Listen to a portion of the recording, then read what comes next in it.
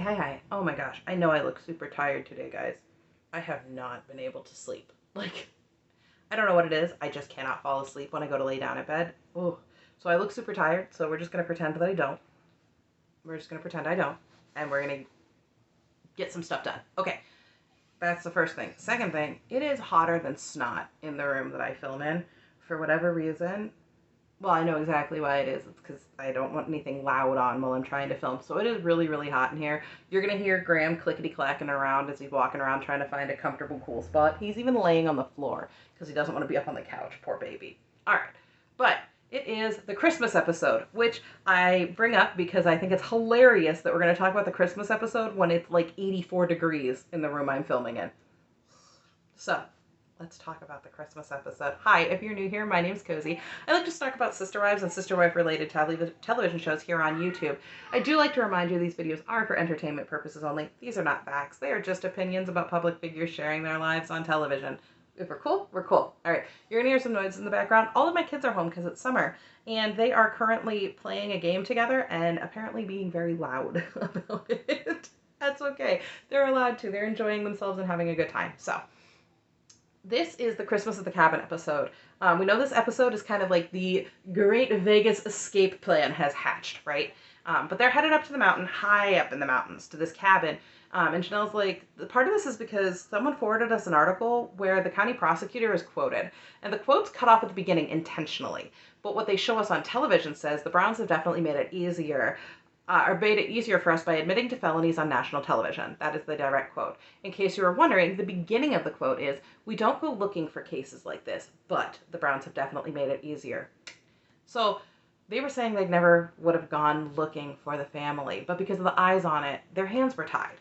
Basically, they played themselves. I hate the disingenuous nature of cutting off that quote at the beginning because it's kind of important since they also quote the 60 to 90 day time frame in the article that Janelle brings up, and that's got the Browns panicked. But essentially, all that they were saying is we don't actually go looking for polygamists to prosecute. We only go looking in cases where there are extenuating circumstances, like, I don't know, profiting off of breaking the law. That could be one of them. But Cody tries to describe the feelings of a panic attack, and he finishes literally none of the sentences. He's like, you're just this small little peon against Goliath, so what do? Normally that would fall to the leader, and thankfully he has four other...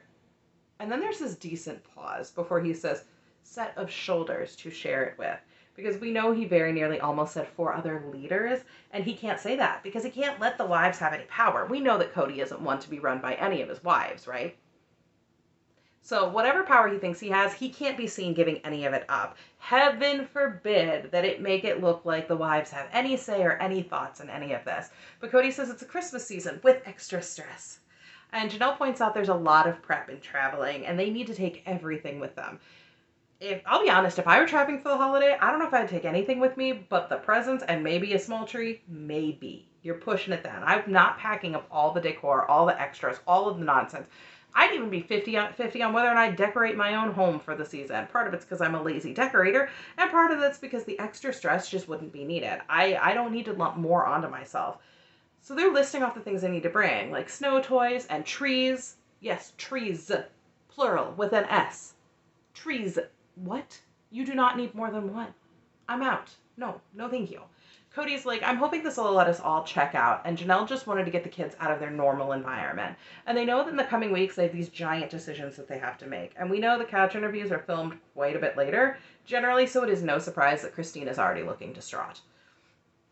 I don't get quite why Mary is up on the roof on a windy day putting up Christmas lights, or why she would bring her own child onto the roof on a windy day to put up Christmas lights. But hey, the lights get put up and she's happy with it. And they tease her because Mary says every year the lights go up and then there's a blank spot. Girl, same. Every year husband goes up, puts the lights up, and they can be working just fine on the ground, but the second they touch the house, it's like, oh no, and there's just a chunk missing. I don't get it. No, this year was no exception for me or for Mary. But Mary's roof got icy after that, and she was like, I just had to leave it. And unfortunately for her, the blank spot is, the peak of the roof is here, and the blank spot's like here. I feel terrible about it. So we see the kids pulling the names for the Brown family gift tradition. So longtime viewers know, but quick rundown, it's like a not so secret Secret Santa where everybody draws one name to get a gift for each of the kids, which helps keep costs reasonable while also allowing the kids to show care for their siblings. And it's exciting because they get to feel like they're involved. And Cody says it's definitely quality over quantity. You could get 15 crappy gifts or one nice gift that somebody actually put time and effort and thought into getting for you. And I actually genuinely agree with him here. If each kid got 15 gifts from each of the other kids, you wouldn't have any room to store all of it. You wouldn't have any room to bring it to the cabin, and you wouldn't have any room to bring it home from the cabin.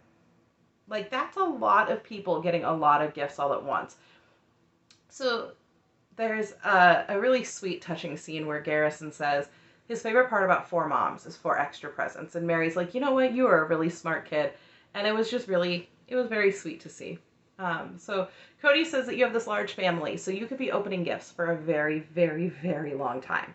And Janelle laughs and she's like, we've had to stop for lunch before. And I understand. So I am the oldest of 13 grandchildren. That's just grandchildren, not the great-grandchildren on my mom's side. Obviously, I'd still be the oldest there, I guess. But my grandmother had this rule where everybody opened one at a time. And you always started with the youngest. So the youngest would get to open all of their gifts, and then the next, and then the next, and then the next. And when you're the oldest, you're just sitting there for a really long time. But now she's passed away, and my mom still continues that tradition. She has relented a little bit as there have been more grandchildren coming, but it starts with the 5 grandchildren in age order, and then then the 4 kids and the spouses in their age order. I'm the second oldest when you add in the spouses. Only my brother-in-law is older. Yes, husband is younger than I am, so. But that's 12 people. And then my parents at the very end. So 12 people when you include the grandchildren. Yes? Yes. And then my parents are at the end. So if we don't eat breakfast first, we'd be having it for dinner. Luckily, breakfast is always cinnamon rolls and orange juice. But the Browns would have to have this like as a free-for-all or it would never get done. It is a little bit of free-for-all with the twins. We do not go down to the wire of, oh, this one's 2 minutes older. We're not that terrible. So wives are headed out to pick out a Christmas tree, and they go to the Christmas tree lot, the actual name of the place. And they meet Matt, the owner, and he is trying to find out what kind of trees they like. Do they want one that's going to last a long time? Do they want one that smells good? And I love a good smelling tree, but I only use the fake ones. So, not a sponsor, not an ad, just a personal recommendation. Bath & Body Works has this room spray at Christmas time. It is so good. I spray it. I like to go and I spray it right like in the middle of the tree. There's a good spot where I can spray it like onto the pole of the tree and it doesn't damage anything, but it kind of, the smell then emanates from the tree. I love it. I bought the teeny tiny size of it like 3 or 4 years ago because one spray is enough for my whole living room. It actually makes the whole downstairs smell pretty good. And it lasts like the whole day or longer depending. It is a personal recommendation. This is not an ad, but Bath & Body Works, if you're ever interested, I love your stuff. Anyway, they take the kiddos over to meet this reindeer that got brought down from Alaska. And I love reindeer. They're so cute. They're just so fun.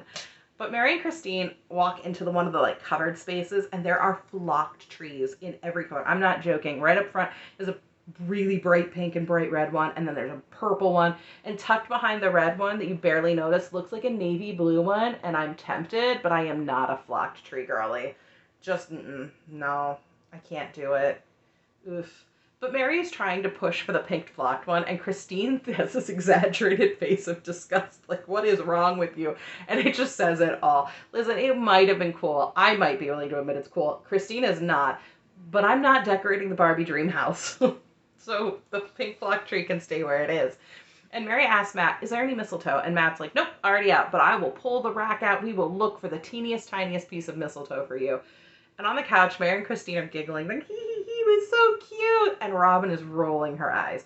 So, listen, he could have been cute, and sure, he might have been a little flirty, but a lot of salesmen are able to read people, so they know how to make a good sale and have somebody want to come back time after time. And Mary and Christine are definitely giggling about the mistletoe, and at least they're like, he was fun to flirt with. They say it was just innocent fun, so it's okay. And Matt introduces them to the concept of a kissing ball. And if you don't know what that is, it's a piece of decor that potentially dates as far back as the Middle Ages, where it would have been made They were hanging decor, and they were meant for good luck, and in more recent years, they've been updated as like a sign of affection. They can be made of a variety of materials, like traditional Christmas boughs, roses, used in holiday decor and weddings. Uh, I don't know about everybody's local craft stores. I can only speak to the one national store that I know of, Hobby Lobby. They do carry them. They carry the rose balls year round in the wedding section, and then they carry seasonal ones for Christmas time.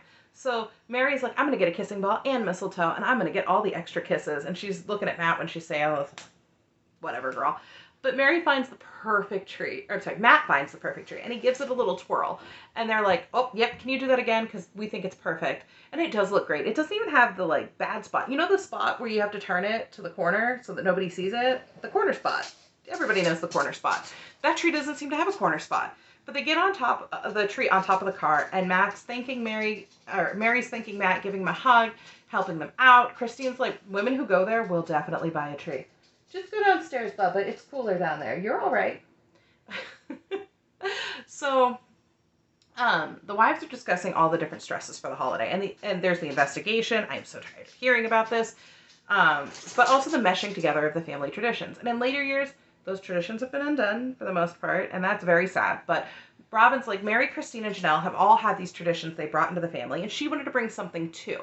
So she's making ornaments for everyone. And she printed this list off of what different Christmas symbols mean. And I paused at just the right time to catch it. So those are red, the star, the fir tree, the bell, the candle, the gift bow, the candy cane, and the wreath.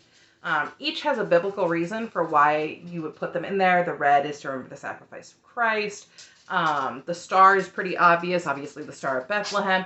Other ones like the candle were a little bit more obscure to me. I didn't understand that one, but since I had it paused, it's apparently that it is a mirror of to reflect the light of the Star of Bethlehem. Different. I don't know. The ornaments themselves actually are a cool idea. I know a lot of people are like, oh my gosh, look at these chintzy ornaments she made. No. They're really kind of cute. But they definitely could have been better executed. It looks sort of like, based off of the packaging that we see, kind of like a kit meant for maybe a Sunday school, because the die-cut symbols are all really identical. Like, it's definitely a kit. She didn't do this by hand. And I personally think it would have been better to have, like, 3D pieces, but Alibaba, Temu, Wish, none of those were really a thing then. So it might have not been possible to get those teeny tiny 3D pieces in a bulk quantity. The idea itself is sweet because ornaments are rarely ever thrown away. But Robin says that she hopes when the kids are adults that they'll pull out this ornament and know she loves them and remember how special that Christmas was. And I don't think that's aged very well. Janelle tells us that she makes a special Christmas breakfast, and Christine says she brought in St. Lucia's Day, that's how she says it, where the oldest girls make breakfast.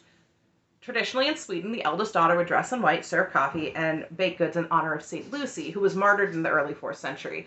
It's observed on the 13th of December in Sweden, Norway, and Swedish-speaking areas of Finland, for anybody who didn't know what it was, like I didn't initially.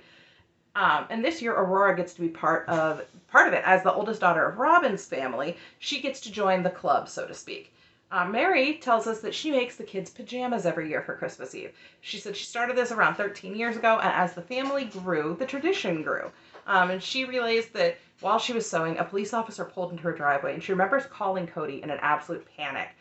The cop had then turned around and headed right back down the road. It was simply because someone had slid into a ditch, and he used the driveway as a turnaround to go and assist them. But Mary recalls feeling a ton of fear, and Cody's like, what do I do with that? This is a huge burden on the family. So Christine speaks up and says one of the reasons that they're afraid is history. Her father's family had experienced being jailed and split up. No one wife knew where any of the others were, and they lost their friends, their family, their contacts, and that would definitely be pretty scary, honestly. So I can see why Christine definitely would not want that to be a part of this family's story, since it was already a part of her family's story. And Cody essentially repeats everything that Christine says without the anecdote, saying that all they have to look to is history. The families would get split up. And, since he says they only have history to base this off of, right? And that should be kind of a decent clue that Utah isn't really cracking down on polygamy as much as they are cracking down on the other laws that can be broken along with it, like fraud, potentially. But the amount of things this family travels with is utterly insane, because we go straight from that couch interview into absolute and utter chaos. Like, everything is just completely chaotic. And Mary's like, it's nearly 10 a.m. and they were supposed to be leaving. And they discuss how they plan to take essentially their entire lives and just sort of pack the kids in between luggage and other things and gifts. And Robin's like, I have 7 bags of presents. Okay, I want to know how. If you were making ornaments for the kids, did you get them each of them a second gift also? Is that why? Because Cody says the teenagers all want to go, and then they ask some of them, and none of them are excited about it. Everyone's like, we should stay home. That 4 days of going to the cabin is stupid. Being trapped in the house with the family for 4 days, they don't want to do it. And Cody's like, at the last minute, things got very high stress. So we see Cody ask Christine, does she know where her sister wives are or what they're doing or whatever it was? And she's like, I can try to read their minds, but nothing's coming through. And Cody's like, thank you. Yeah, you should learn to read their minds because I don't really like you right now. And Christine's like, I'm not going to take that personally. And she shouldn't. While he probably shouldn't have said it, there are definitely better ways to say something like that. I know in my life, I've heard some people say to me before, I love you, but I just don't like you right now. It's not a thing to really take that personally. It's okay to not always like somebody. You can love somebody and have a moment where you're like, I don't want to talk to you at the moment. Let me walk away from you. So her choosing not to take it personally is actually the best course of action. Just let him have his little diva moment. It's the best thing you can do for yourself, really. Because Mary's like, he's under a high level of stress. And he probably just never thought this would happen. And Robin's like, he doesn't get the luxury of breaking down. Now, as a mom, I get that because I don't get the luxury of just having a breakdown every time I get sad about something. I have kids to take care of. But those moments of vulnerability that I do get, like when I come and talk to you guys about the things that are going on with my condition or whatever else, it feels really good to get it out there. It feels really good to be able to say it out loud to somebody, anybody. But Robin goes on to say that Cody's the captain of the ship, and the captain never gets to say there's a storm coming. We're all going to die. Okay, bear with me, because there actually is a Bible story many Bible stories where the storm is coming and they're all going to die. That's why they threw Jonah overboard. Or, when they woke Jesus up and he told the waters to be still. The captain said, there's a storm coming, we're all going to die. So I just think it's funny, that's all. Anyway, but they're rushing and running late, as always. Because there's been 3 days of snow and only one car can actually make it to the cabin. So they needed to get there before dark. And they're taking the real tree because Christine's like, well, I have a fake tree, but it kind of feels like, a slap in the face to the whole cabin thing if we take a fake one. Looking at everything scattered around, though, they do not even need a quarter of what they are taking. Like, there is just a blender. Y'all, what are you blending? You're going to a place with a kitchen. What are you blending? Anyway, Cody's trying to strap it all down, and every so often he's like, I don't like how this is. Robin's like, not a single one of us could take this whole situation on our shoulders. And Christine's like, Cody has 16 children and 4 wives just sitting on his shoulders that he has to make sure that we're okay, that everything's going to be all right. And Mary's like, I think that's why things are so hard for him. He's a fixer. This isn't a situation he can easily fix and control. I get that. My husband is also a fixer. So Hunter says that they were supposed to leave at 10:30 and it's now going to be like 1 o'clock by the time they leave. And while I know I'm not perfect, my ADHD and OCD can combine together with this whole thing where I am never leaving 3 hours late. 10, 15 minutes, maybe, but 3 hours, no. Why did they not pack some of this stuff up the day before and get it in the car? Were they using the blender this morning? Like, what do they need the blender for so badly? Who has the blender? Why am I so obsessed with the blender? Cody's getting sarcastic with his son, and he's like, well, next time, why don't you organize it for us? They still end up leaving even later than that. And now a storm's coming. Great. So there's no chance of getting there before dark, really. And Janelle explains that after a certain point of the mountain, they're going to have to park the other cars and leave them because only that Suburban's going to make it up to the cabin. Meaning that they would have to load and unload every one of the cars, all of the children, to get the stuff to the cabin.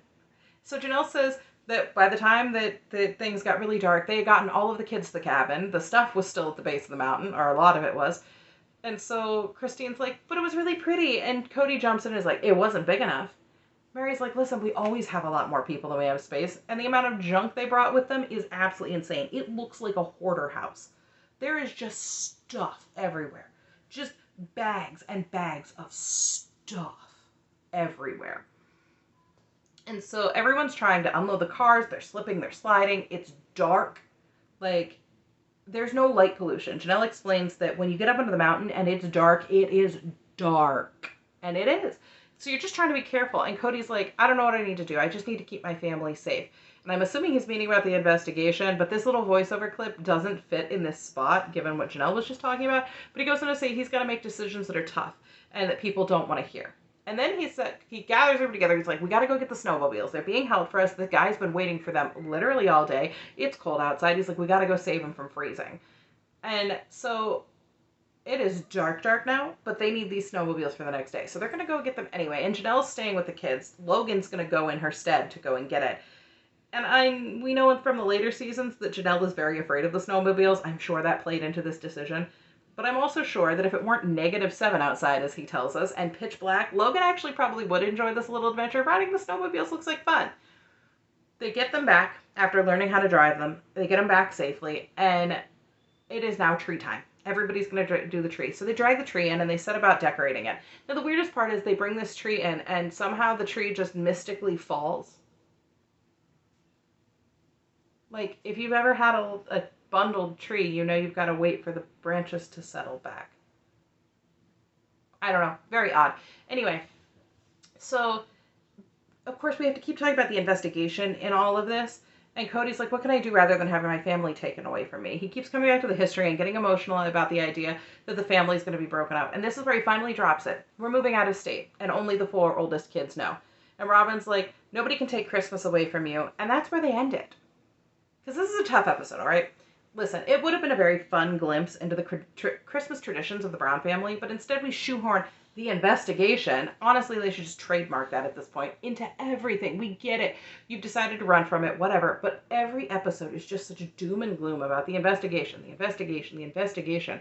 Just trying to build this tension, and it's so overdramatic. Because looking back, I've lost any sympathy that I've felt for them at that time. Because it's just so over the top. And the only person that seems to be showing any genuine emotion at any point is Christine. Her face is constantly this face of just despair and distress, where everyone else just seems to have this like plastered on stoic face. And we know that this is the beginning of the end. Christine has said that she considered leaving in Vegas before, and we're about to head first into that change. And while I still think that Vegas was a definite improvement over what they did in Flagstaff, obviously things weren't happy hunky-dory rainbows and perfect butterflies there either. So I really wish that we had gotten to see an actual Christmas episode with a lot less tension, a lot less drama, and really get a feeling for what their Christmas traditions are. And I know episode 8 is a little bit less tense, but they're still going to shoehorn the investigation into all of it. That's what they're going to continue to do basically for the entirety of season 2. And it's kind of a downer. It's just kind of not fun. So we're going to have to listen to more of the investigation over and over and over again. Boo, hiss, sorry. All right. That's really all I've got for you. I'm sorry that Graham was so clickety-clackety on this floor. I love that boy. He's got to go in to get his nails done here soon. Poor Pumpkin. He's not going to love that. He does not love that. I don't think any dog really loves it, though. So, yeah. Other than that, I really don't have much else for you guys. I'm going to watch episode 8, and we'll see where we end up from there. Bye!